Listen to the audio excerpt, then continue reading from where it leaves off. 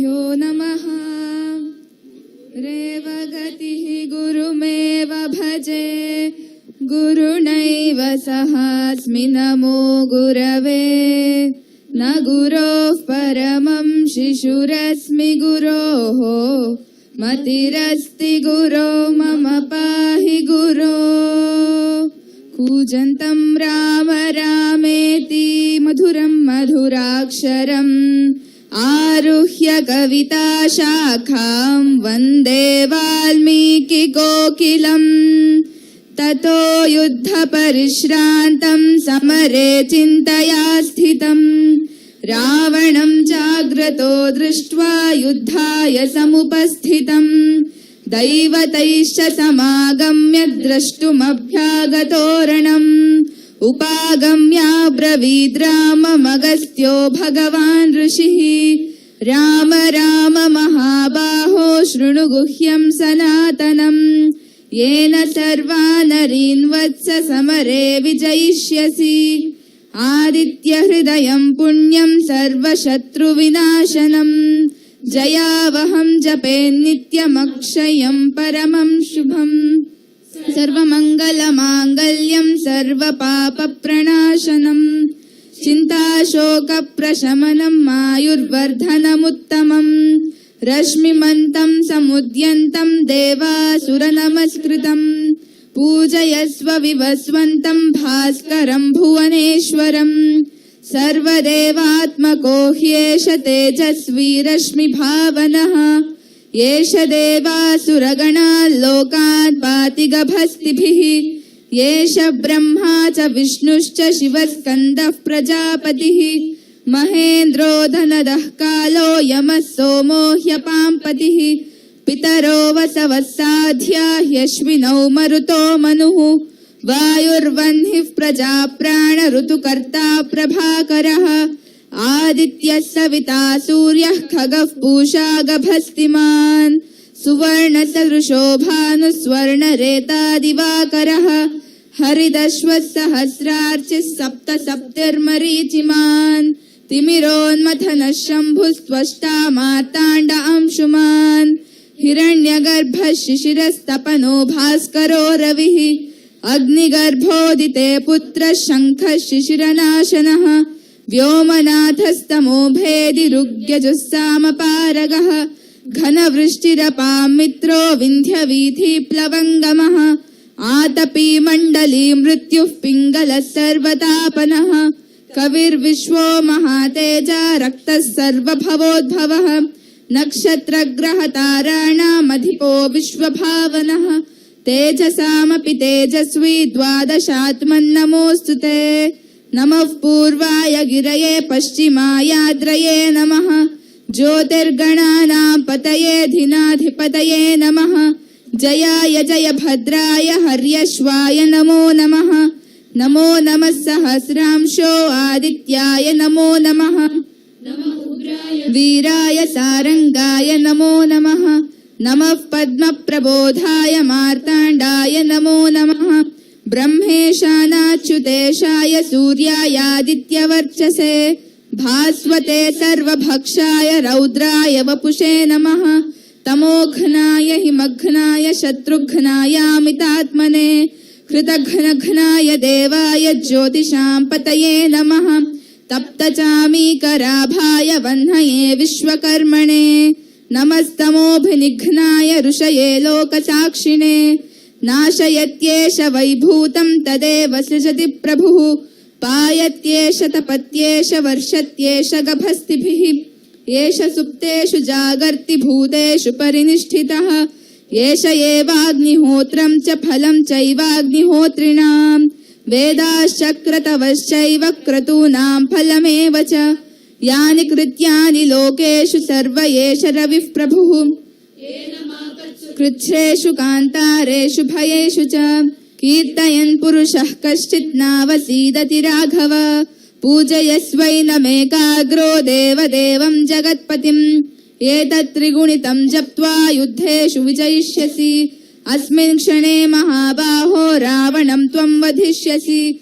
एवमुक्त्वा तदागस्त्यो जगाम च यथागतम्, एतच्छ्रुत्वा महातेजा नष्टशोको भवत्तदा धारयामास सुप्रीतो राघवः प्रयतात्मवान् आदित्यं प्रेक्ष्य जप्त्वा तु परं हर्षमवाप्तवान् त्रिराचम्य शुचिर्भूत्वा धनुरादाय वीर्यवान् रावणं प्रेक्ष्य हृष्टात्मा युद्धाय समुपागमत् सर्वयत्नेन महता वधे तस्य धृतोऽभवत् तवदन्निरीक्ष्य रामम् उदितमनाः परमं प्रहृष्यमानः निशिचरपति संशयं विदित्वा सुरगणमध्यगतो वचस्त्वरेति इत्यार्षे श्रीमद् रामायणे वाल्मीकिये आदिकाव्ये 24सहस्रिकायां संहितायां युद्धकाण्डे आदित्यहृदयं नाम सप्तोत्तरशततमः सर्गः।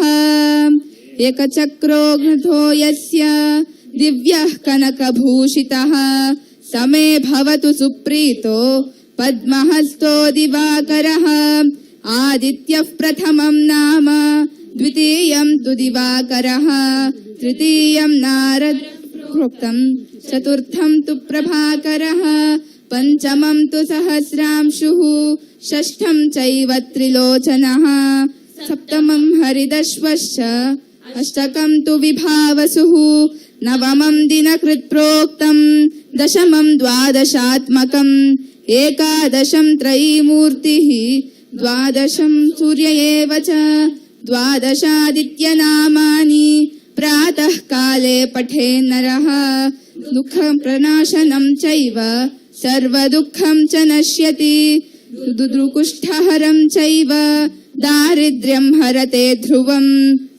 तीर्थप्रदं चैव सर्वकामप्रवर्धनं यः पठेत् प्रातरुत्थाय भक्त्या नित्यमिदं नरः सौख्यमायुस्तथारोग्यं लभते मोक्षमेव च।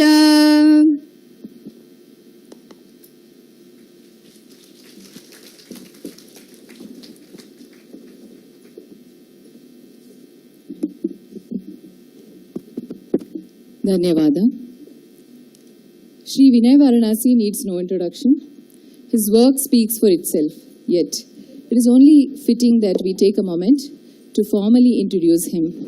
Vinay Varanasi is a captivating storyteller and an artist whose passion lies in unraveling the rich tapestry of Hindu scriptures. With a deep reverence for tradition and cultures and a gift for narrative, Vinay brings the timeless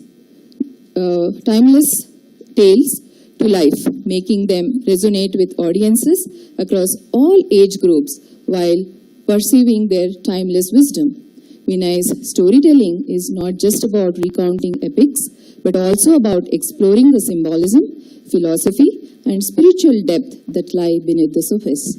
He has engaged diverse audiences at prestigious venues at national and international centers. Vinay has also presented his research at cultural conferences and curated immersive programs blending storytelling with music and dance alongside renowned artists. Vinay is the founder of Shuka, an organization dedicated to bringing immortal stories to life through events, productions, and workshops. Through his work, Vinay invites listeners on a journey of reflection, wonder, and connection to the profound heritage of Indian thought. Over to Vinay for yet another profound and immersive session, Surya Katha, a journey into timeless wisdom and divine symbolism.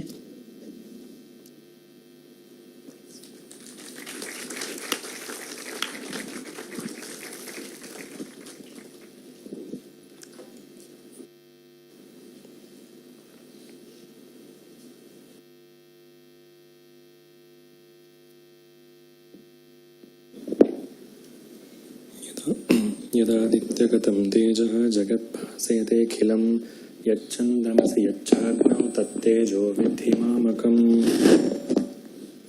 सिन्दूरारुणकान्तिमिन्दुवदनं केयूरहारादिभिर्दिव्यैराभरणैर्विभूषिततनुं स्वर्गस्य सौख्यप्रदम् अम्बोजाभयशक्तिकुक्कुटधरं रक्ताङ्गरागं शुकं सुब्रह्मण्यमुपास्महे प्रणमतां भीतिप्रणाशोद्यतम् नमः सवित्रे जगदेकचक्षुषे जगत्प्रसूतिस्थितिनाशहेतवे त्रयीमयाय त्रिगुणात्मधारिणे विरिञ्चि नारायण शङ्करात्मने ध्येयः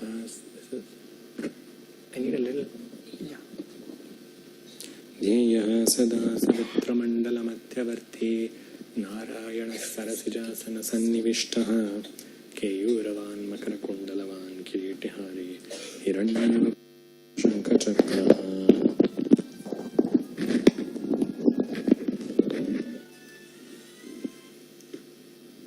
उद्यदादित्यसङ्काशं पीतवासश्चतुर्भुजं शङ्खचक्रधरं देवं ध्यायेत् लक्ष्मीपतिं हरिम्. Is this audible right till the back? It's comfortable.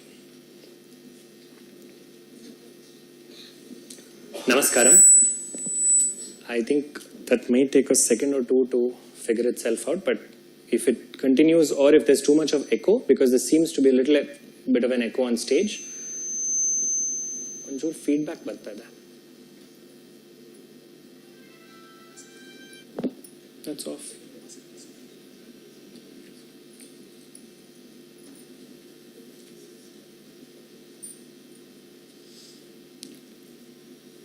So just an invitation before we begin, if your footwear could be taken aside, could be kept aside wherever you're seated, and your cell phones could be on silent. This applies to both today and to tomorrow. And a special further request that today we began with such a phenomenal rendition of Aditya Hridayam, and it came from Vriddhas, not from children, but from Vriddhas. Because what you see on stage are Tapo Vriddhas. Vriddham, or old age, as we poorly translate it in English, is not how Sanskritam defines it. There are different kinds of age and maturity. Vayo Vriddham is through age alone. Tapo Vriddham and Jnana Vriddham is what you see here. They are young only in age, but the fact that they have internalized such phenomenal works of rishis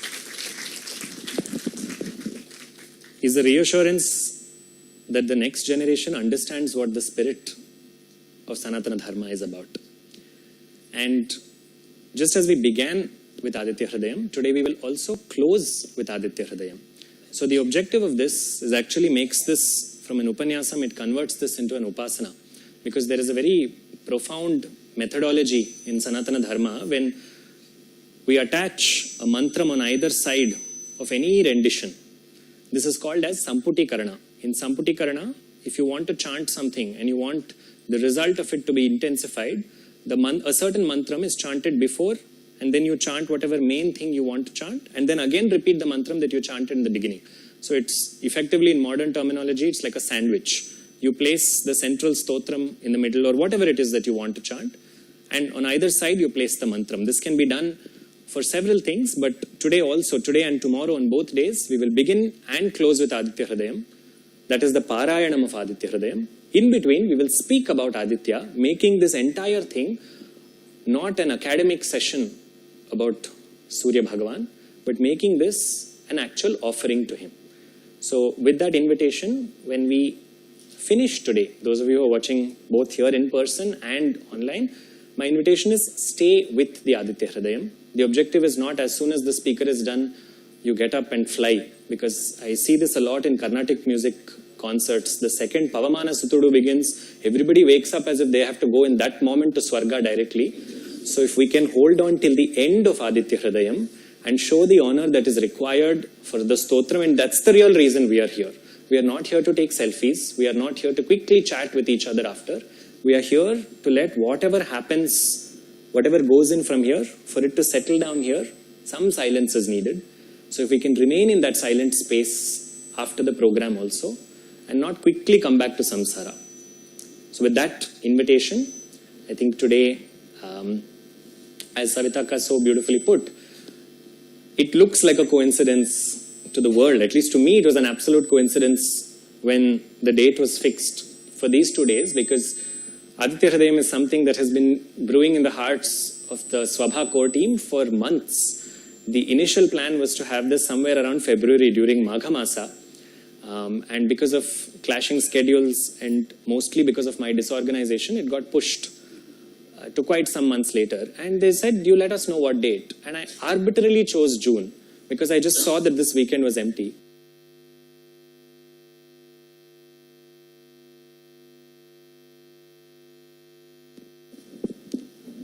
As you all know, I think there's a battery issue, so can we get a regular mic? Because the flow will get affected and I don't want that.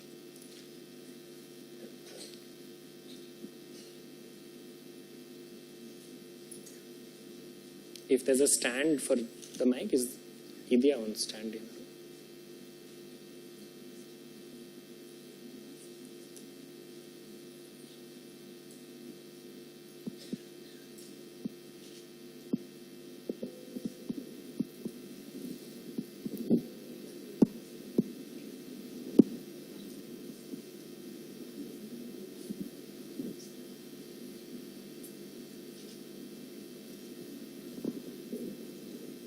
So we'll just take a minute to fix that. I just think if we move to a mic where it won't happen again, we'll all remain in the flow. Meanwhile, I just want to check before we formally begin, how many of you all are familiar with the Aditya Hridayam that we will be taking up tomorrow? Okay. So there is a comfortable number. How many of you are keen to know more about it? Okay, that's really a trick question, but thank you for that answer. So tomorrow,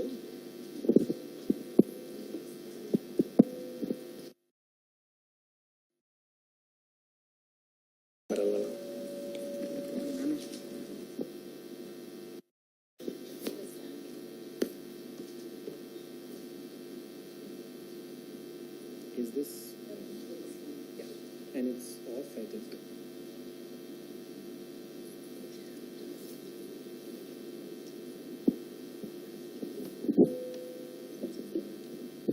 Is this? Seems okay. So for tomorrow, a small request.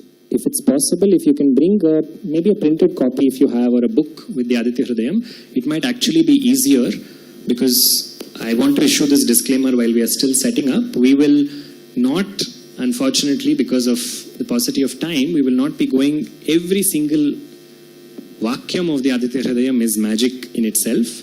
We will, however, be covering the essence of that. So keeping that in mind, if you have a book with you tomorrow, it might help. It's not essential. It is just for your convenience and your comfort. If you just give me 1 minute, I will just adjust this, and then Surya will give us permission to start.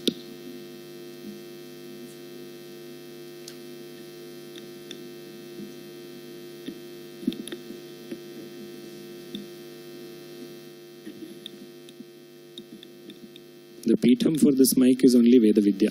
So I think it cannot get more poetic than this. Comfortable, right? Vishnur Vishnur Vishnu. Surya Katha. A Katha about Pratyaksha Bhagavan, about that one form of God that we can see. A Katha that often isn't told in entirety, because although this is the one God that we can see, this is the one God most of us know very little bit about. There are many reasons for this. One portion of this is attributed to our extremely colonized thinking, where Surya, for most of us, is what is taught in school, a glowing ball of fire. And then we use that framing to come back to our cultural practices and say, why are we bowing down? Why are we doing namaskaram to a glowing ball of fire? That's not scientific at all. But today and tomorrow is an attempt to just scratch the surface of what rishis have seen in this Pratyaksha Deva. Because if they had such narrow frames of mind where they said, yes, just a glowing ball of fire, they would not have given us such phenomenal pieces of work on Surya. Because Surya's story does not come in one or two places. It comes across multiple Puranas. It comes in Markandeya Purana, it comes in Bhavishottara Purana, it comes in Vishnu Dharmottara Purana, it comes in Vishnu Purana, it comes in Matsya Purana, it comes in Ramayana, it comes in Mahabharata. There is hardly a Grantham where Surya does not surface in some capacity or the other.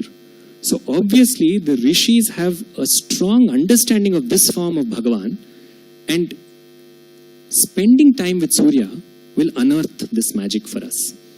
As I said, this Katha is entirely dictated by him. The date, which I thought I had arbitrarily chose, which coincided to be the longest day in the year, the summer solstice, also happens to be International Yoga Day, or not happens to be, because of the summer solstice, it is therefore International Yoga Day. And there is another Prachekata, another specialty to today's formation of why these 2 days were chosen, but that I will reveal when that context comes up in just a little while.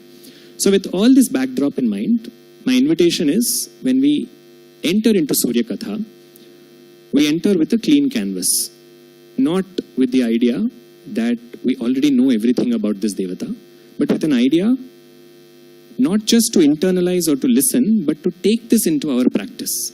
The objective is, if our drishti towards Surya changes even this much, from tomorrow, when we look at Surya, something has to be different. And that is a gradual process that I hope we will take with us as we leave. So our story begins in a very interesting context in Dwaraka Nagaram. Who lives in Dwaraka? So Krishna, at the time when Krishna was in physical form in Dwaraka Nagari, at that time, Krishna, along with his Ashtabharyas, Rukmini, Satyabhama, Jambavati, and all of the others, and several people who used to dote on him, by then he had set up his entire family life over there. So Krishna had children with each of his wives. Now amongst them, Jambavati, who is the daughter of Jambavan, Jambavati and Krishna had a son by name Samba.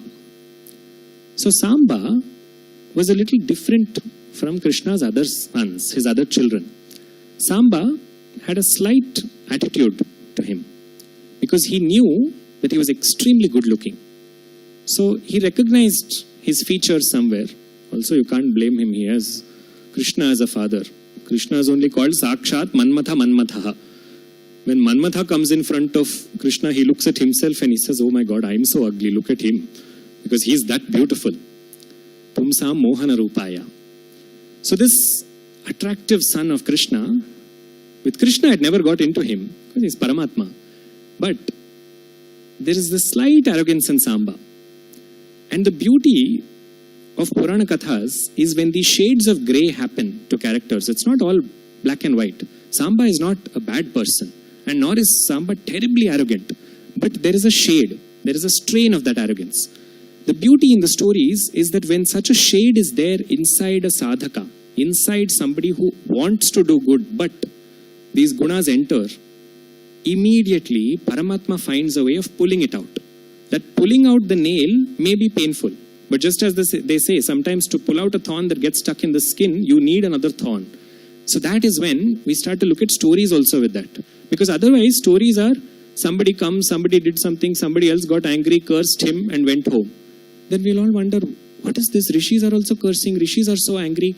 Here in this story of Samba, that kind of a context is necessary to understand. Samba is cursed for his own good. I'm already giving you the spoiler that Samba is cursed.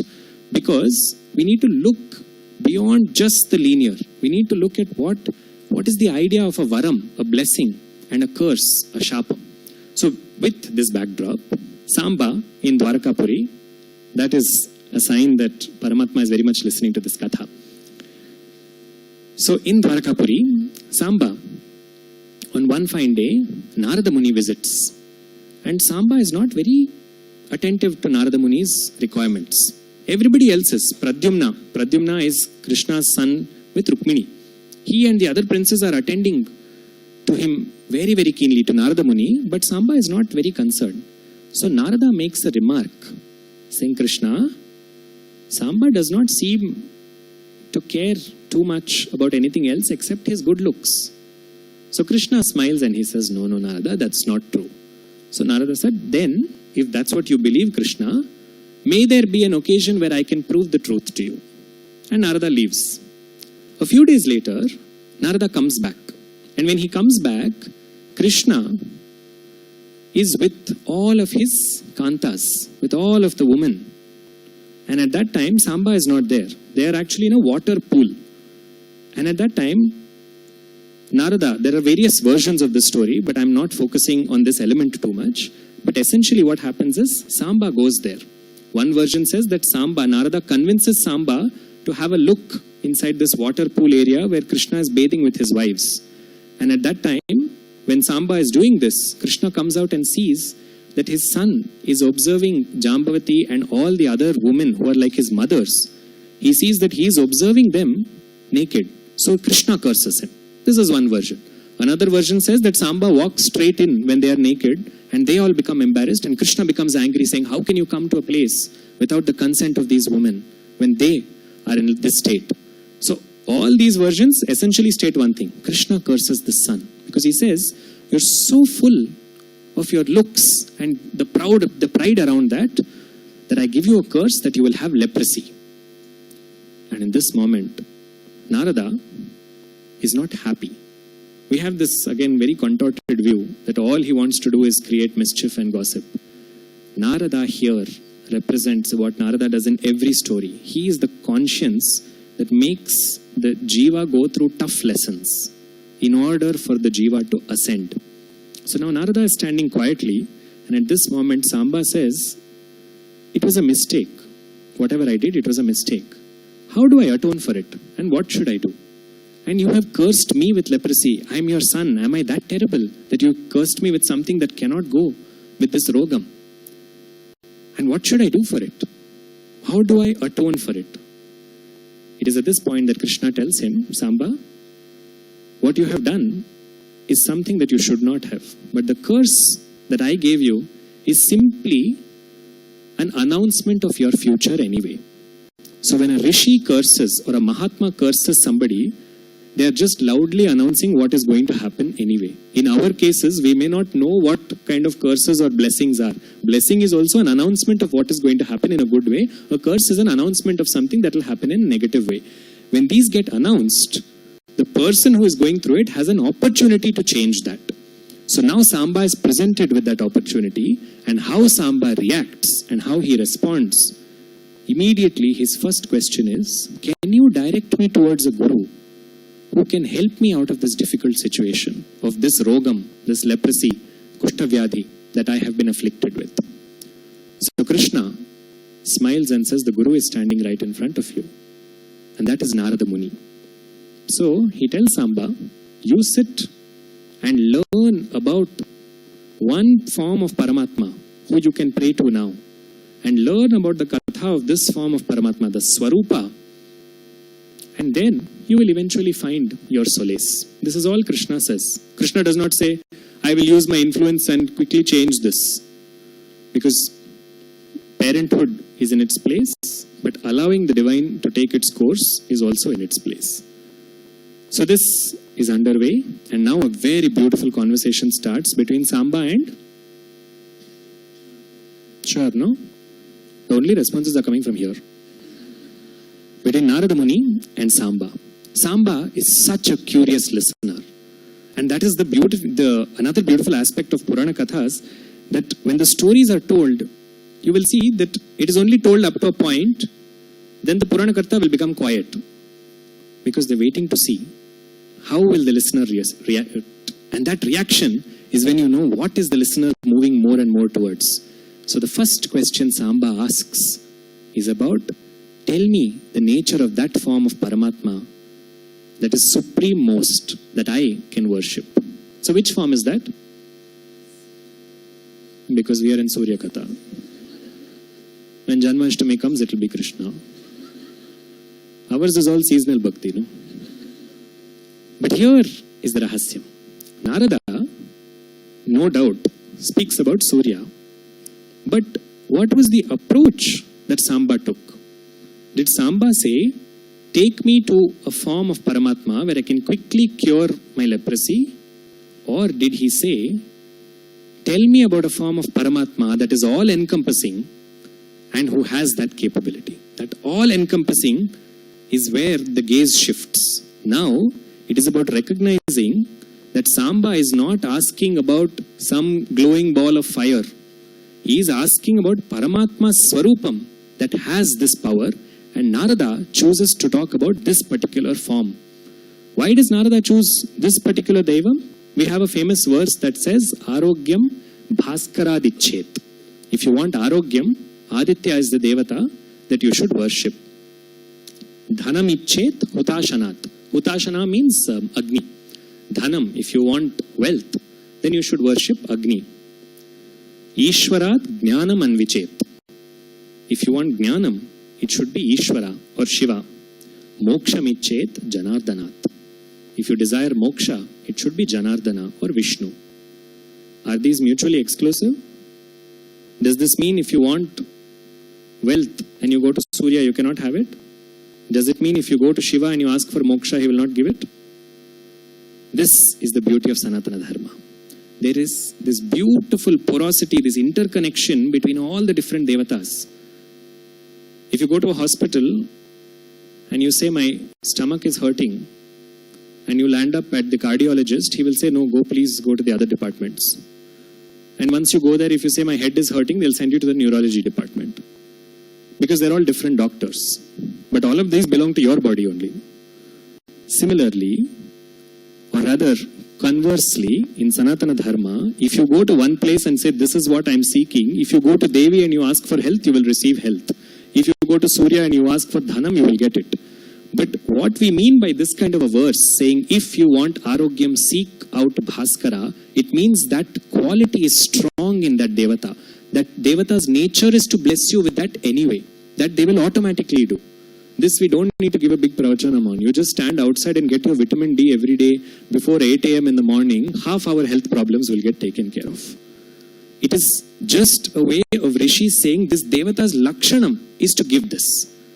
They can give everything. But in particular, they are known to give this. When Narada starts to talk about Surya's Katha, he does not immediately tell him, this is what you need to chant for 21 days, this is how much dakshina you need to give people, and then your rogam will go. He explains the swarupam. He says, this is the person, the being, not the person. This is the being you are about to worship. You understand who he is. Because the way Narada describes it, if we understand even an iota of that, and that description runs into chapters and chapters in the Samba Puranam, from where this story comes predominantly. When we look at this description, we realize Narada is showing Samba a way of praying differently. So he tells him, you know, Samba, just as you are in a difficulty, your difficulty is right now about health. But just as you have been in a difficulty now, someone else at another time was also in a difficulty. And that being was about to create the universe. Who is that? Brahma. When Brahma had to begin Srishti, at that time, without him realizing, after a prolonged period of tapas, Brahma suddenly found one shabdam that came out of his mouth. That is Om. This is what he says first. After he says Om, he says Bhuhu, Bhuvaha, Suvaha, Mahaha, Janaha, Tapaha, Satyam. These all came after that. But he listened to the shabdam that came out of him. He didn't know that it was coming out. But when it came out, he took a pause and he said, this shabdam that came first, Om. The interesting thing about this shabdam is it belongs to no language. Even if you look at the way it is written, in Sanskritam, it is written in differently. But if you look at the actual akaram of Om, it has some phenomenal understanding that will come tomorrow. But Brahma focused on this Omkaram, and he said, this Om that I am speaking about, this Om that came out of me, he says so beautifully, he says, Adyantam yat param sukshmam aropam paramam sthitam Om ityuktam maya vipra tat parabrahma tat vapuhu. This shabdam that came, that tad vapuhu, that vapu means body. This Om that I said is Paramatma's body. And this is what Brahma reflects on. When he is reflecting like this, where is he? Srishti has not been created yet. Around him is darkness everywhere. But this word Om has come from inside because he was focusing on the light inside. Light. Q. These are all Sanketavadas. Puranas are full of symbolic language. This light, no sooner did he say Om and then say Om. this Om is Parabrahma's body. The second he did that, there was light everywhere. It was just a flooding light. And I have to honestly tell you, when I was reading this portion of the story, I was actually trying to visualize for myself, what would it feel like to have so much flooding light all around? Now I can feel it. And it was so intense.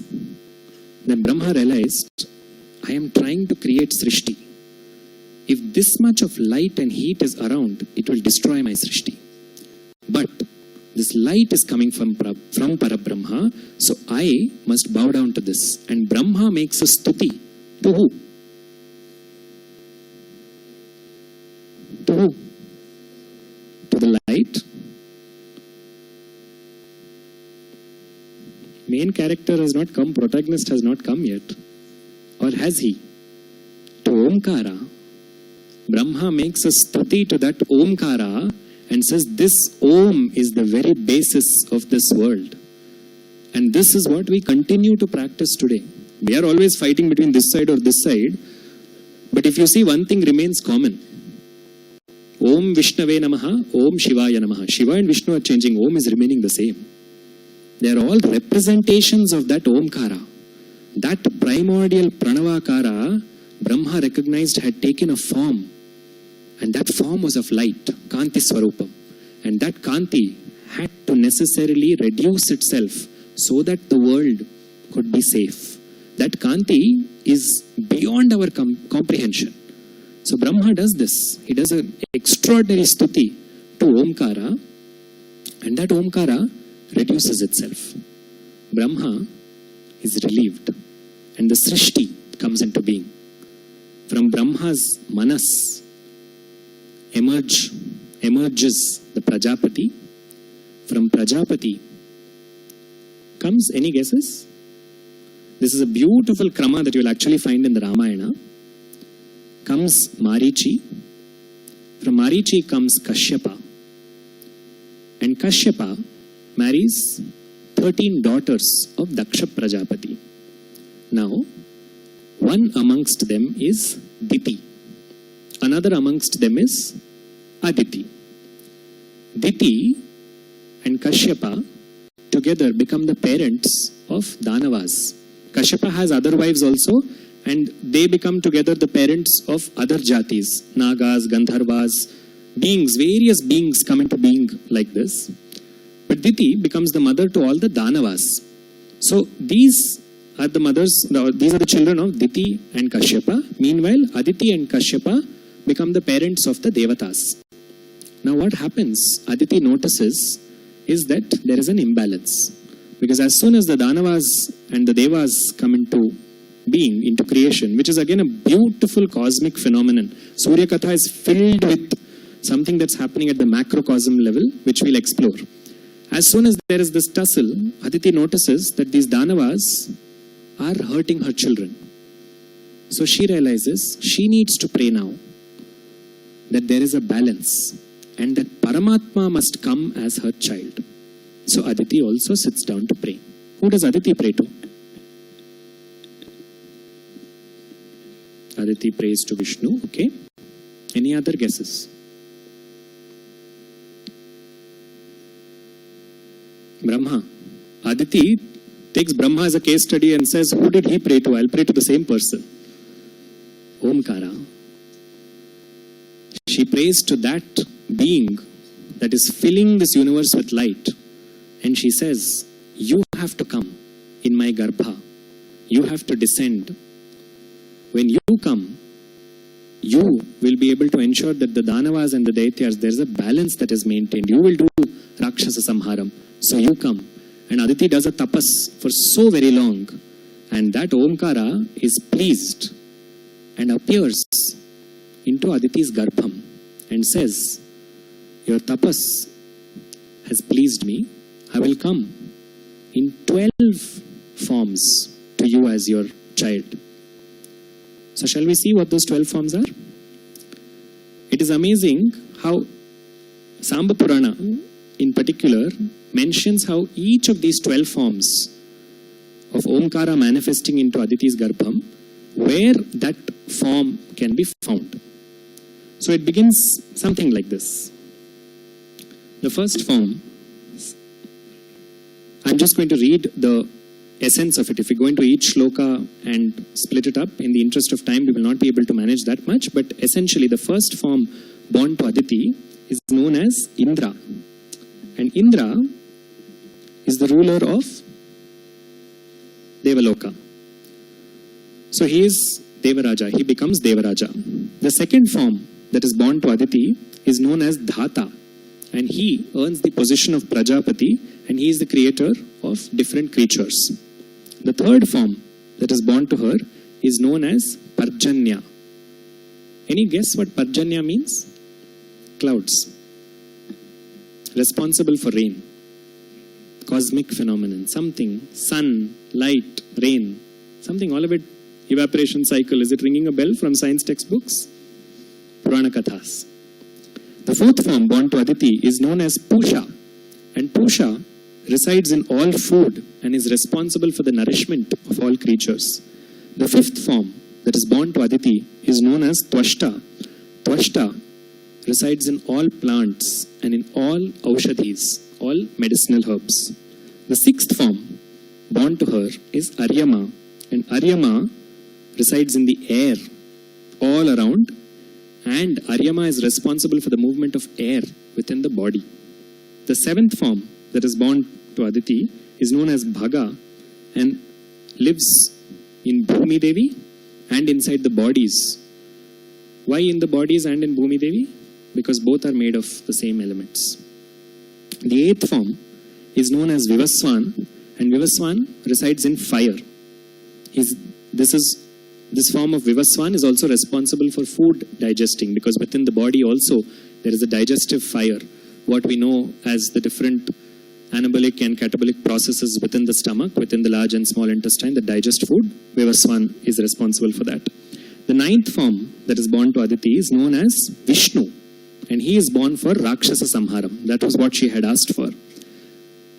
How many are done? How many did we say? Something special about that number. You remember that number 12. The 10th form is known as Amshuman. And Amshuman resides in any person who smiles. He resides on both sides of their lips. Now all of you are smiling. That's Amshuman. The 11th form that is born to Aditi is known as Varuna. And Varuna resides in the water. And the 12th form that chooses to be born to Aditi is so fond by nature, this form, not to say that the others aren't. The 12th is the essence of all those who came up till now. The 12th has all of them inside him. And this 12th form said, when I look at any being, I feel like I am their friend. And that is why this form is known as Mitra. So these 12 forms of who? Of Omkara are born to Aditi. Together, these 12 forms are known as Dwadasha Adityas. Because they are born to Aditi, they are known as Adityas. So here's an interesting thing. Together, whenever you look at Devatas, all the Devatas together are called as Adityas in plural. But one form alone is called as Aditya, that is Surya. So the summation of all the gods together is Omkaram. That Omkaram has now manifested as in 12 forms to Aditi, not as 12 babies that she can keep in a basket, but 12 forms that went to fill the universe in different ways. And look at how subtle they are. How that energy of Omkara is there in plants, it's there in creatures, it's there in the body, it's there in the earth, it's all around. So the Rishi is already hinting, saying this being is everywhere, not just thousands and thousands of kilometers away. But this form, the story continues from here, and the form known as Mitra or Aditya, whichever. There are different Puranas give 12 different names. You heard one set of 12 names being chanted some time ago. There are other versions to this as well. Every time the names change, we don't have to worry about is this right or is this right. Both of them are right. They just explain a different facet of Paramatma. So here we explored one aspect of it, or rather one set of these 12.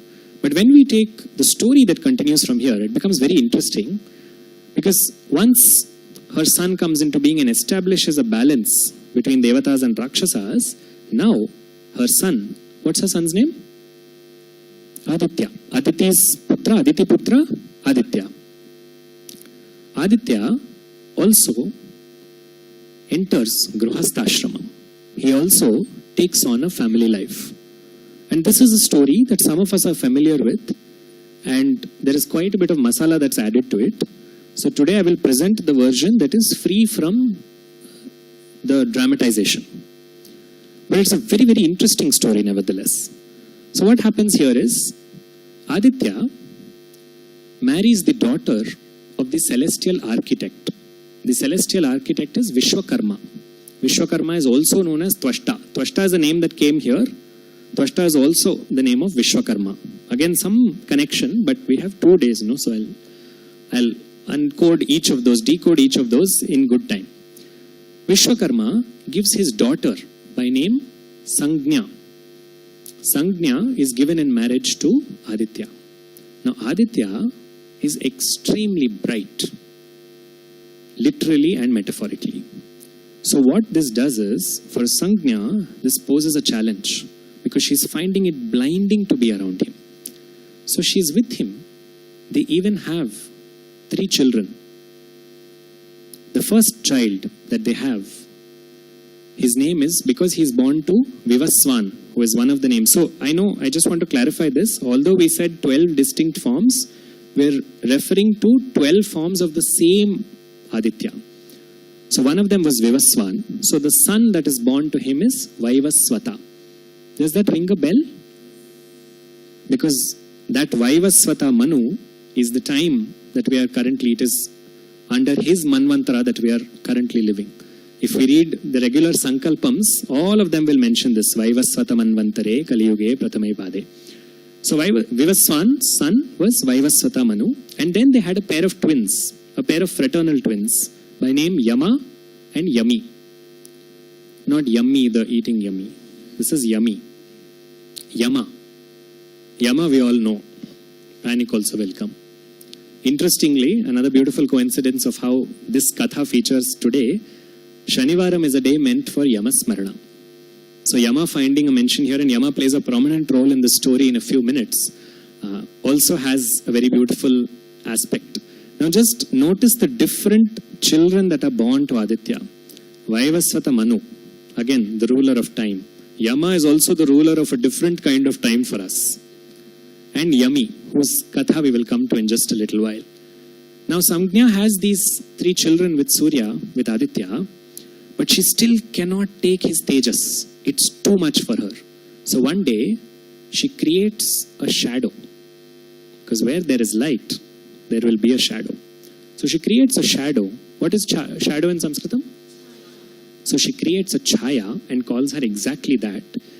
And this chaya is identical to her in every respect. And she says, you must remain here. I am going to leave because I cannot take that tejas of his. I will go and I will do tapas so that I am able to take that tejas. Until then, you stay here and you remain as me. Do not disclose your identity as long as you are respected.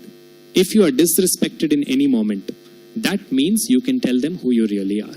Do not tell my husband, do not tell the children. Treat my children like your own children. This is what Sangnya says to Chaya, and Sangnya leaves to her father's house. When she goes to her father's house, she tells her father, I couldn't take that up, that intensity. It was too much for me. So he tells her, you go and become a mare, a female horse, and you go to Kamarupa. Kamarupa is in modern day Assam. That is nothing but the Mahashakti Pitham of Kamakhya. Places, time, different time periods, all this will come together. So she goes into the forest over there. Meanwhile, life over here continues. Surya thinks it is Sangnya, but does not realize it is Chaya. He has 3 children with her. One is a Graham by name Shani. Shanivaram, Shani. He also has a daughter with her called as Tapati. Tapati. And the third, he has another son by named Savarni. Savarni also is going to be a Manu in the next Manvantara. Savarni's Katha only we took for 3 days when we met in October during Navaratri for Devi Mahatmyam. At that time we spoke of Surya Tanayaha, the son of Surya, Savarni. So now life is continuing here peacefully up to some point. Eventually something goes wrong, and that is the attitude of Chaya. Chaya starts to give a little bit of partiality to her own children, and she ignores the other. Who are the other children? Absolutely, Vaivasvata, Yama and Yami. Yama notices this, and Yama gets angry. So there is one occasion where he feels that he and his siblings are being treated differently from the other children, and he gets so angry that he lifts his foot up to kick Chaya. And at that time Chaya looks. They don't know it's Chaya. Chaya looks and she says, "You have the audacity to raise your foot to kick your mother, and I give you a curse because of that your legs will fall to the ground and you will not have any legs." When this shouting is happening, Aditya arrives. Immediately Yama goes to him and he says, "Let me tell you what happened. I have been noticing this constant partiality towards the other siblings, but me, Yami and Vaivasvata are always ignored by her. Which mother would do that to her own children? I raised my foot to kick her, but I did not. I had to control myself, and in that moment she saw me. But I did it only out of extreme anger. Please give me a way out of this curse." So Aditya tells him something. He says, "First and foremost, you did something that is not acceptable. So the curse of what she has laid on you, that will come true. I cannot stop it. She also cannot stop it, because a mother's curse, a mother's blessing or a mother's curse will never go in vain. That is why they say, no matter how angry you are with your children, be mindful of what you say to them. Because if you utter something you do or do not mean, it will still manifest." So she has already said this. So Aditya gives him a way out. He says, "Worms will come and eat some flesh from your legs, and they will fall on the ground and they will lose their legs." So that is attributed as the reason that earthworms crawl on the ground today, because they took on Yama's curse. But this is a modification of the curse. Now, the main problem still persists. Yama said, "Okay, but what about her partiality? She is still treating her children differently, or these children are being treated differently from us." Aditya just closes his eyes and he sees all that's happened. And immediately he asks this woman, "Who are you?" She says, "I'm Sangnya." He says, "No, you're not. Tell me the truth." And in that moment she reveals, because she says, "I will only be quiet until I am respected, but I am being interrogated." So she tells him the entire story. And immediately he leaves and he goes. When he goes, where does he go? He goes to his father-in-law's house first, because that's where Sangnya was. When he goes there, he tells his father-in-law, "I want to be with Sangnya again." And his father-in-law says, "But the problem persists. Sangnya left you because of your brightness, because your luster is too much. That tejas has to be reduced." So Aditya asks him and he says, "How will that tejas be reduced?" Vishwakarma offers a solution. He says, "I am an architect, a carpenter. Will you allow me to chisel you? And I will chisel away some portion of your brightness, because it's making you very rough on the edges. And if I remove some of that brightness," what essentially you do on Photoshop in 1 second, Vishwakarma had to do with Surya. So Surya gives him permission, and this is a very interesting portion of the Katha. Vishwakarma mounts Surya onto a wheel, onto a rotating wheel. And as Surya is rotating, Vishwakarma is chiseling away portion by portion. The Purana describes this as a moment of utter chaos in the universe. Because when the sun is doing all of this, imagine what's going to happen to the rest of the planets. Everything is off its balance. So when this is happening, immediately the Devas recognize that everything is amiss. So the Devas land up over here. This entire episode is happening in a place called Shakadvipa. They all come to Shakadvipa and they all one by one start doing a stuti to Surya, saying, please let go of that intensity so that the balance of the universe may be maintained. Who had a similar situation some time ago? Brahma. When he said, let go of that intensity and allow my creation to take place. Again now, all the devatas are doing exactly the same thing. What is this idea of Aditya being so bright that the universe cannot take it? Connect this to Bhagavad Gita. When Arjuna said, Krishna, I want to see that Virat Swarupam, that Vishwarupam of yours, Krishna showed it to him. And when he saw that, he said, I cannot take it. It's too much for me. Remove that, take away that form and just appear to me the way I saw you all this while. To perceive that much of divinity, we need to be at that level. And that divinity voluntarily now has to reduce itself so that we are able to take it. So Aditya is being chiseled portion by portion, and as he allows that to happen to himself, each of the devatas come and they make a beautiful stuti. I'll take one line from them, essentially, which means you be well. Because if your tejas is reduced and you are well, there will be lokakshemam. Aditya has to be well. This is a very important concept connected to Surya. We must ask for Aditya to be well. And there is one thing that we can do for Surya like that every day, thrice a day, which we will talk about in some time. But the devatas say exactly this when they say, Swasti testu Jagannatha dharma varsha himakara jushasva shantim lokanam deva deva divakara. Swasti, may you be well. Swasti Vakyam is the first. It's a beautiful way to open a conversation. Instead of hello, Swasti is actually a very beautiful way to begin. May there be auspiciousness. Swasti testu Jagannatha dharma varsha himakara. They understood who Aditya is in this one line alone if you take it. Varsha, you cause rain. We all know how Surya causes rain. The entire cycle of evaporation. Himakara, he causes snow in the same ways. But they put one word before that. What is that? Dharma. Oh, one who is responsible for dharma, for rain and for snow. They are not looking at him as the god that causes evaporation and condensation cycles alone. That is a byproduct. There is something else he causes, which is dharma. How? We will come to. Jushasva shantim lokanam. Let there be peace in the three worlds. You are rotating on this wheel. This is causing all of the planets to move in crazy directions. Jushasva shantim lokanam deva deva divakara. Divakara. Diva means day. You are the one who causes the day. Because of him there is a concept of day. If he is not there, there is no day. Kara is the one who is the reason. So Divakara, the reason for the day. So each of the devatas come, and it's very interesting. One by one, they have given, in multiple Puranas this story comes, and everywhere they have stressed on this detail. They could have just said the devatas came in one bus and did stuti and went, no?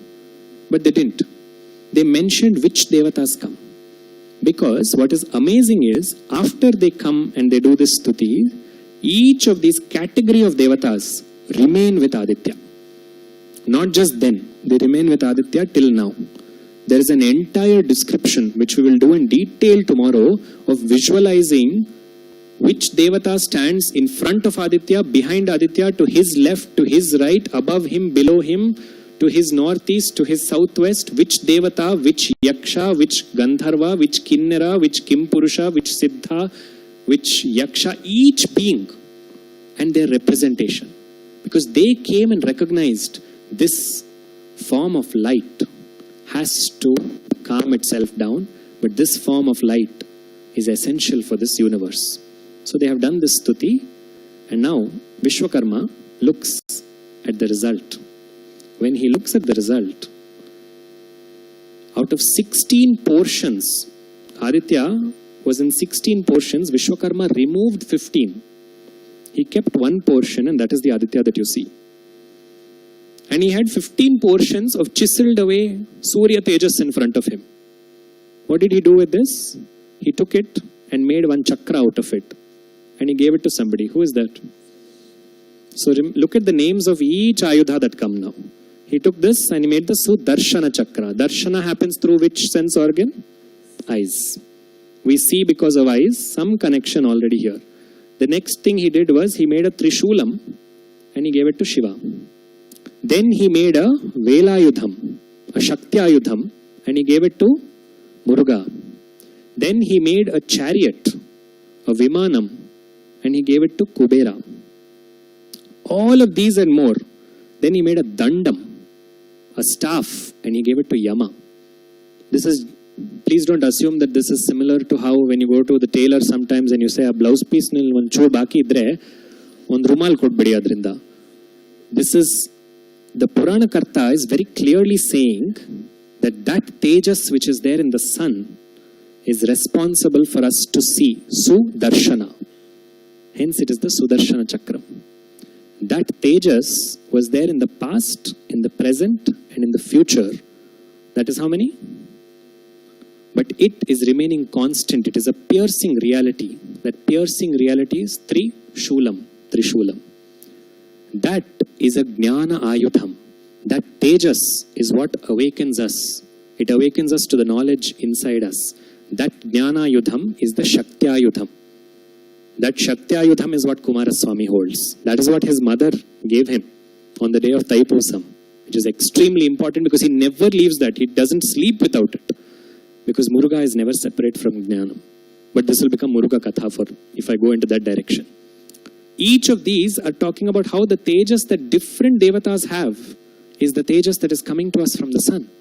So each Devata's Dhyanam, if you do, there is not a single Devata in Sanatana Dharma who does not have a connection with the sun. We say this every day anyway. Vakratunda Mahakaya, Surya Koti Samaprabha. Everywhere. Udyaraditya Sankasham Pitavasas Chaturbhujam. The one who looks like the rising sun, O Narayana. Aruna Karuna Tarangitakshi. Sindhura Aruna Kanti Mindu Vadanam Keyuraharadibhi. Next time you're reading another Devata's shlokas or stotra, just see, do you find Surya over there? Because Surya has been used as a metaphor for light and knowledge across time. Now in the story, this knowledge of his has been